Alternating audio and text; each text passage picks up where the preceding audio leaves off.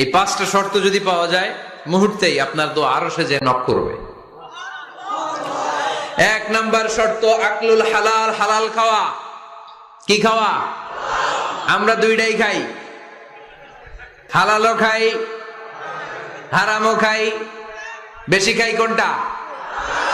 হ্যাঁ, কি খান? আমি কই নাই কিছু, আপনারাই কইছেন। নিজের উত্তরে নিজে ধরা না। হারাম খেলে তো দোয়া কবুল হয় না। লা ইয়াদখুলুল জান্নাতা জাসাদুন গুযিয়া বিল হারাম। ওই দেহ কখনো জান্নাতে যায় না যে দেহ হারাম খেয়ে বর্ধিত হয়েছে।